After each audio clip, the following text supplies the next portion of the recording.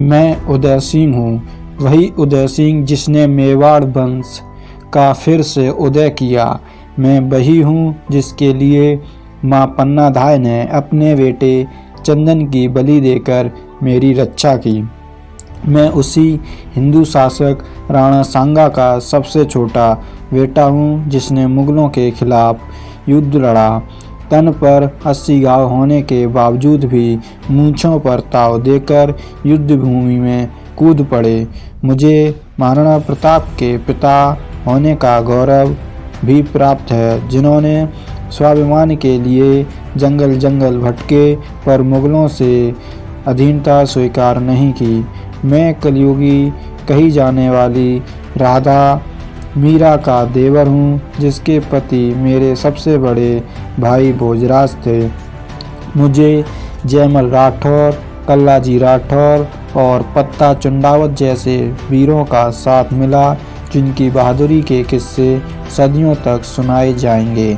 और मेरे जन्म के बाद मेरी रक्षा मेरे ही भाई से कैसे की गई, इसका भी मैं आपको आगे बताऊंगा। देखिए, मेरा जन्म 4 अगस्त 1522 में त्याग और बलिदान के केंद्र चित्तौड़गढ़ में हुआ था। मेरे पिता राणा सांगा और माता कर्णावती थीं और हम कुल 4 भाई थे, जिनमें राणा रतन सिंह, भोजराज, विक्रमादित्य थे। पिता राणा सांगा की मृत्यु के बाद मेरे भाई राणा रतन सिंह को राजगद्दी पर बैठाया। मेरे भाई और बूंदी के राजा सूरजमल से तनातनी थी। इस कारण वे एक दिन साथ ही शिकार पर गए और वहां एक दूसरे को मार डाला। उसके बाद विक्रमादित्य को राजा बनाया गया, जिनकी संरक्षिका मेरी माँ कर्णावती थी। तभी गुजरात का शासक बहादुर शाह देखता है कि खानवा युद्ध के बाद मेवाड़ कमजोर पड़ गया है। यह देख हुए 1533 में आक्रमण करता है, तो मेरी माँ रानी कर्णावती युद्ध न करके उससे संधि कर लेती हैं। तो बहादुर शाह सोचता है, बिना युद्ध किए हुए जब हमें संधि करके रणथंभौर मिल रहा है, तो इसमें कोई घाटे का सौदा नहीं है। तो जब रानी कर्णावती उससे संधि करती हैं, तो वो रणथंभौर का किला उसे दे देती हैं और वह बहादुर शाह चुपचाप वापस लौट जाता है। 1534 में आक्रमण करता है, तब माँ कर्णावती के नेतृत्व में शाखा होता है। यह दूसरा शाखा था। पहला शाखा रानी पद्मावती के नेतृत्व में हुआ था। जब बहादुर शाह मेवाड़ पर आक्रमण करता है, तो हुमायूं बहादुर शाह के मालवा पर आक्रमण कर देता है, जिससे बहादुर शाह मालवा को बचाने के लिए जाता है, तो वहां युद्ध में हुमायूं से मारा जाता है। इस वजह से चित्तौड़ पर फिर से मेवाड़ियों का शासन हो जाता है। दुविधा इस बात की थी कि राजा किसे बनाया जाए। विक्रमादित्य इस योग्य नहीं था कि मेवाड़ का इतना बड़ा शासन चला सके। मेरे दाऊ ने एक रास्ता निकाला और उड़न राजकुमार पृथ्वीराज के दासी पुत्र बनवीर को राजा बनाया जाए, क्योंकि बनवीर महत्वाकांक्षी और योग्य था। लेकिन बनवीर को सत्ता का लालच आ गया। वह सोचता है कि उदय सिंह के बड़े होते ही उदय सिंह को राजा बना दिया जाएगा और मुझे हटा दिया जाएगा, तो क्यों ना उदय सिंह को मारकर किस्सा ही खत्म कर दिया जाए। माँ कर्णावती की मृत्यु के बाद मेरा लालन पालन का दायित्व दासी माँ पन्नाधाय को था।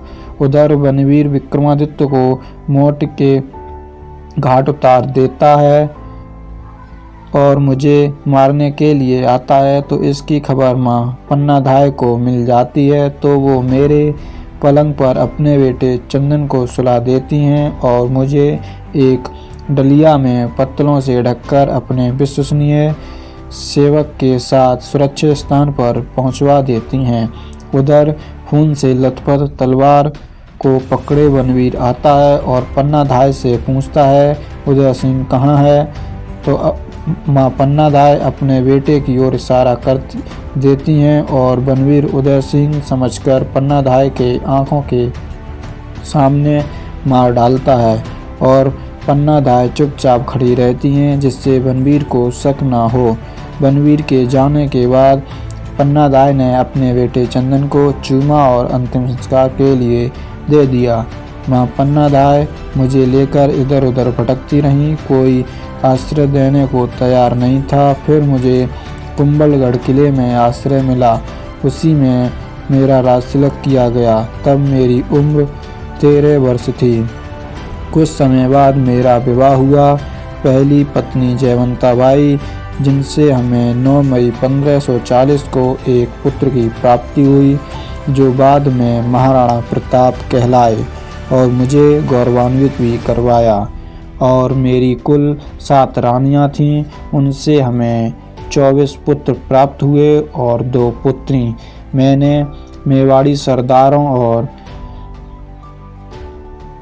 मालदेव राठौर के साथ मिलकर चित्तौड़ पर 1540 में आक्रमण किया और बनवीर का वध कर दिया और चित्तौड़ को वापस ले लिया। उसके बाद मेरे और अजमेर के हाजी खान पठान के साथ हरमाणा का युद्ध 1557 में होता है, जिसमें मेरी सेना परास्त हो जाती है। इसी समय विदेशी आक्रांताओं और बादशाह अकबर चित्तौड़ पर बार बार आक्रमण कर रहा था। फिर मैं 1559 में अपने राणा अमर सिंह के जन्म पर एक नई सुरक्षित जगह उदयपुर में सिटी पैलेस का निर्माण करवाता हूँ और उसे अपनी राजधानी बनाई। तभी 1567 में अकबर ने मांडलगढ़ के रास्ते आकर चित्तौड़गढ़ दुर्ग के पास डेरा डाल लिया और यह लड़ाई 6 माह तक चली। तब चित्तौड़ में रानी फूलकुंवर के नेतृत्व में तीसरा एवं अंतिम साका हुआ। उधर अकबर की सेना किले पर बारूद से हमला करती और दीवार तोड़ देती है। तब जयमल रात में दीवार बनवा देते। एक दिन जब जयमल दीवार चिनवा रहे थे, तब अकबर अपनी संग्राम बंदूक से गोली मार देता है।